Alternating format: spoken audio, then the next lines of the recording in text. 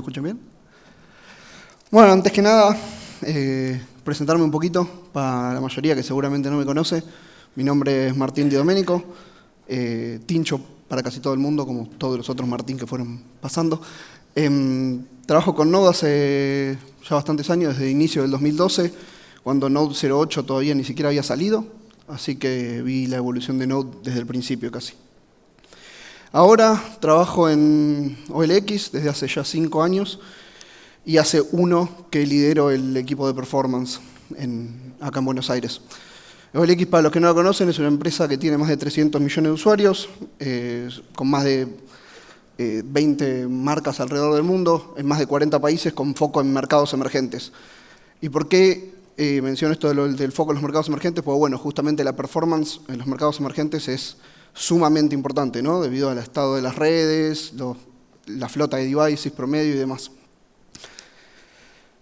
¿Quién no escuchó alguna vez a alguien decir performance matters o es importante darle bola a la performance? Pero pocas veces se escucha el por qué, ¿no? El por qué, sí, es importante, porque hay malas redes, pero ¿por qué? ¿Cuál es la consecuencia de no trabajar en performance? Esta cita es una cita que me gusta mucho, que es "Performance is about the user experience". Esto es del artículo Why Performance Matters de Jeremy Wagner. Si a alguien le interesa performance en general, para mí esto es un artículo esencial a leer. Y bueno, se trata justamente de esto, ¿no? De que la performance es sobre la experiencia que tiene el usuario en nuestro sitio. ¿Qué pasa cuando el usuario viene a nuestro sitio, entra, usa nuestra aplicación y la experiencia no es la que espera o no lo suficientemente rápida? Al principio solo había esto. Supongo que muchos deben conocer este gráfico. Los que no, o los que lo ven y no lo entienden, tranquilos, es difícil de entender. Básicamente es toda la sucesión de eventos que se da en el browser, desde que el usuario hace un clic o un enter y ve una página en blanco o un loader, hasta el final de la carga del sitio completa, como lo ve el browser. Esto desde el punto de vista del usuario no nos dice mucho. Es más, no sé si se dan cuenta, pero el 3/4 de los eventos pasan desde que el browser inicia el request hasta que termina, y de lo cual el usuario no ve absolutamente nada. Y el otro cuarto nos dice también muy poco de qué es lo que experimenta el usuario.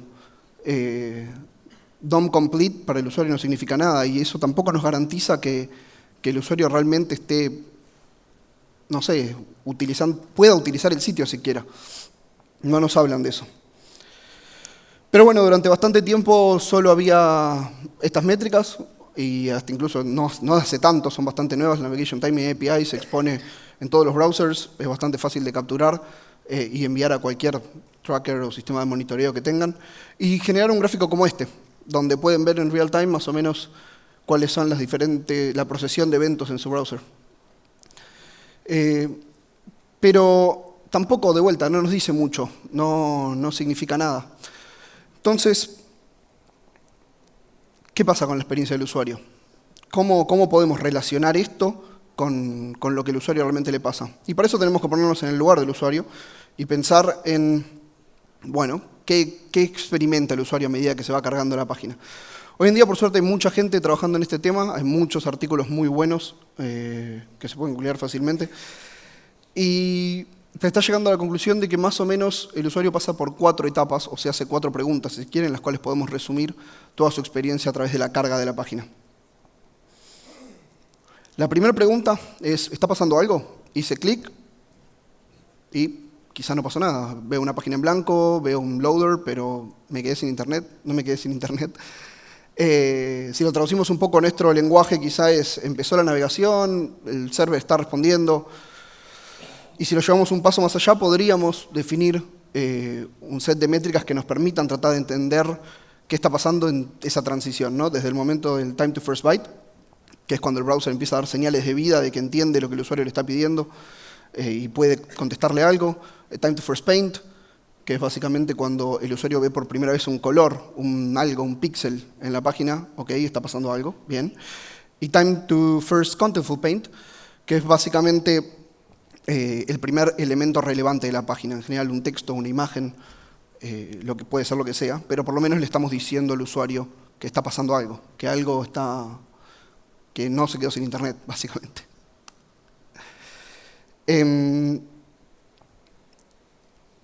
La siguiente pregunta que se hace el usuario es, bueno, ok, veo algo, ¿me sirve para algo? ¿O no? O si veo solamente el header del sitio, pero yo vine a consumir contenido, quizá no me sirve de mucho, ¿no?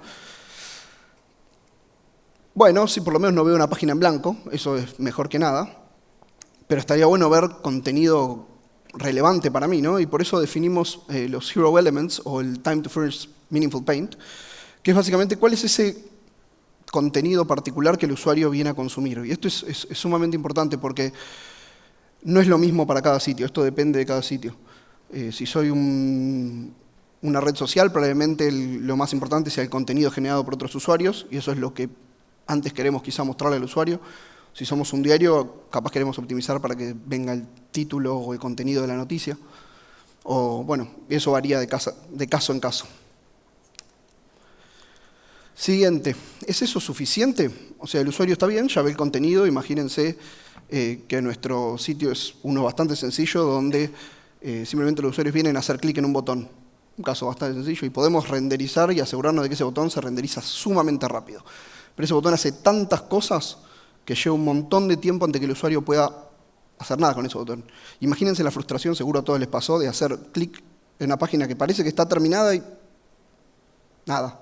Clic, clic, clic, nada. Es una frustración terrible en ese momento. Por eso esta nueva otra métrica que se define para este momento es el Time to Interactive. Justamente nos dice eso, nos dice cuándo el usuario finalmente puede hacer algo con el contenido relevante que nosotros le estamos dando.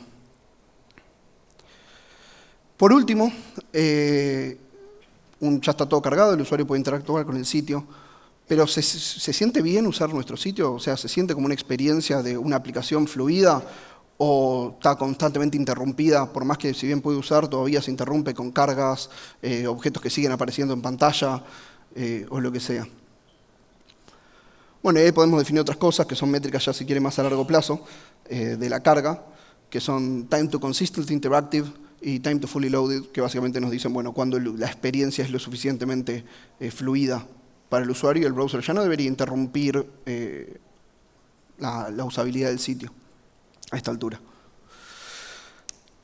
Bueno, y se agarran estas métricas que hoy en día son súper fáciles de googlear y se definen con sencillez, un par de líneas de código en sus aplicaciones, las pueden mandar a cualquier monitoreo de vuelta. Si bien no están expuestas por la Navigation Timing API y no son tan fáciles de colectar todas como las otras, algunas son bastante más fáciles y con 2 o 3 líneas de código se pueden revisar. Bueno, y lo ponen en un gráfico cualquiera. De hecho, este es un gráfico que nosotros hicimos, fue uno de los primeros gráficos que hicimos cuando empezamos a laburar con el equipo de performance hace un tiempo. Y ya de solo mirarlo ya se nota que es distinto. Primero hay menos métricas y segundo, se nota que es bastante distinto en las cosas que uno está mirando, ¿no? Con respecto al que veíamos al principio. Y saltan cosas a simple vista. Por ejemplo, algo que nos dimos cuenta, no sé si alguien se dio cuenta, pero el loaded, el time to fully load, que supuestamente debería venir al final, aparecía en el medio del gráfico. En el momento no entendimos nada. Seguramente primero revisamos un montón de veces que haber estado haciendo bien las mediciones. Y después, bueno, nada, esto se volvía consistente en todo lo que hacíamos y tuvimos que sentarnos a pensar. Y lo que nos terminamos dando cuenta es que analizando el sitio desde el punto de vista del usuario, veíamos cosas diferentes a lo que veíamos con lo que veía el browser. El browser decía, bueno, ya cargué todo, listo, ya está, el sitio está terminado, el usuario lo puede usar. Pero no, nosotros habíamos pasado tanto tiempo optimizando para que justamente el time to load o el time to full load sea más bajo o incluso que el sitio se cargara lo más rápido posible, que nos habíamos olvidado de que habíamos delegado un montón de tareas en el browser, un montón de tareas en lo que ya, una vez que el browser ha terminado de descargar el contenido, terminó de descargar nuestro código, terminó de descargar el CSS, el HTML, renderizar todo, el sitio está terminado y sigue haciendo cosas, porque nosotros le seguimos pidiendo que siga haciendo cosas, ¿no? Cargando event handlers, descargando contenido para otras páginas ya preparándose a lo que va a hacer el usuario, bueno, cargando cosas under the fold. Pero aún así, por eso estaba completamente cargado y cero interactivo. Y acá hay algo volviendo a la frustración que decía que eso le da al usuario antes, para mí hay un lugar especial en el infierno para los sitios que están completamente renderizados y no podés hacer absolutamente nada con ellos. Solo esperar a ver si en algún momento te dan bola. Bueno, y una vez que tenés esta información, ¿qué haces con ella? Porque una cosa que nos dimos cuenta mirando el gráfico anterior es, bueno, yo optimizo para fully loaded, pero no me garantiza que la experiencia del usuario sea suficientemente buena. O quizá optimizo para otra métrica y otra sube, es un balance constante. Y ahí es súper importante que conozcan a sus usuarios, conozcan sus mercados, conozcan su aplicación y definan bien qué métricas van a optimizar. Nosotros, por ejemplo, elegimos ir por time to interactive, ya que lo que queríamos era que los usuarios interactuaran con el contenido lo más rápido posible. Pero quizá de haber sido un diario hubiéramos optimizado para time to first meaningful paint or something. Otra cosa distinta. Y una vez que ya sabemos qué optimizar, o al menos elegimos nuestra primer candidata para optimizar, ¿cómo traemos esto y lo volvemos algo concreto que podamos utilizar en nuestro proceso de desarrollo?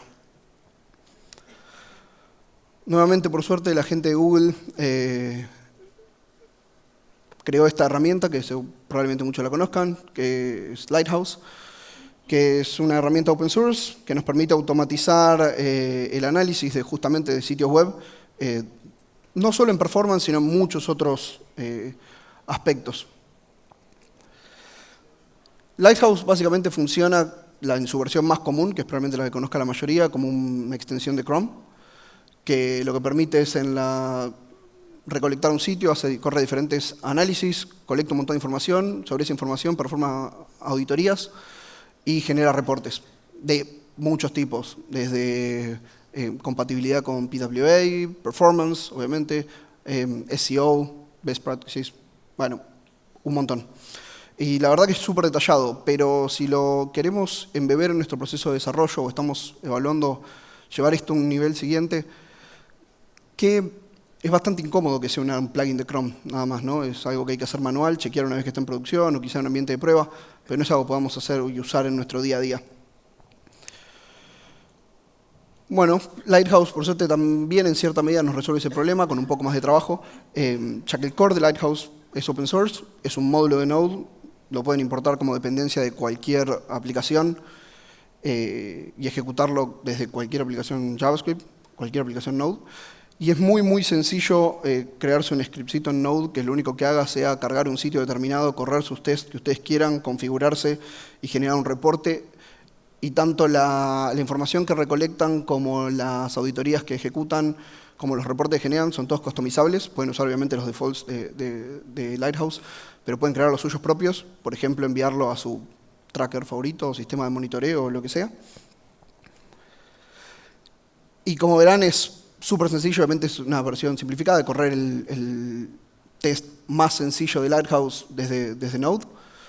Obviamente le pasamos una URL a Chrome, Chrome se ejecuta, se puede ejecutar en Chrome real o en un Chrome headless que ni siquiera necesitan verlo correr, o sea, esto corre directamente de su aplicación. Y eso ejecuta Lighthouse como si ejecutara el plugin de Chrome, corre todos los tests, les devuelve los resultados y después con los resultados ustedes pueden hacerlo lo que quieran. Acá se puede empezar a poner creativos, quizá cosas que no son tan sencillas de otras formas, como, no sé, hacer monitoreo por página, es algo súper fácil, simplemente cambiando la URL que le pasan a los tests, pueden empezar a monitorear diferentes sitios, de diferentes partes de su sitio. Acá vemos el time to interactive, por ejemplo. Pero esto se puede poner todavía más creativo y, como decía, nosotros le ponemos mucho foco a conexiones que quizá no son las más comunes. Uno está acostumbrado a trabajar en Wi-Fi con conexiones bastante rápidas y no siempre, es más, casi nunca, bueno, depende de la aplicación, pero casi nunca representa la situación real de todos nuestros usuarios, ¿no? Especialmente cuando nos enfocamos en mercados como África o el sudeste asiático. Esta información está disponible en Internet, hay muchas varianzas, obviamente estos son aproximados, varían de mercado a mercado, pero es sumamente importante que entiendan cuál de estas métricas representa a los usuarios y dónde deberían correr sus tests. No es lo mismo el 3G incluso de muchos países del mundo con el 3G del sur de África. Por suerte, esto hace un par de meses cambió bastante. Hace un año era bastante complicado generar eso e integrarlo con Lighthouse. Probamos bastantes proxies, de hecho, en su momento, a distintos niveles, y ninguno nos daba algo 100% real. Lighthouse 3 salió este año, y con throttling embebido nativo de entrada, lo cual nos simplificó muchísimo la vida. La verdad es que ahora es súper sencillo configurar distintos tipos de latencia, distintos tipos de velocidades de carga, descarga, y hasta incluso un extra que es CPU throttling, que esto antes era mucho más complicado y ahora nos permite simular dispositivos con peor capacidad de CPU que el que pasa un dispositivo viejo o de baja gama.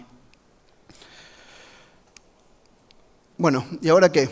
Podemos hacer gráficos por redes, podemos hacer gráficos por páginas, podemos analizar nuestro sitio en diferentes combinatorias. ¿Cómo lo llevamos al siguiente nivel? ¿Cómo realmente lo embebemos entre lo que nosotros hacemos en el día a día? Primero y principal, un dashboard solo no sirve de nada. Esa es la verdad. Generar métricas y que dependan simplemente de si las miramos y actuamos en consecuencia de ellas, lo más probable es que ese dashboard quede en el olvido al poco tiempo.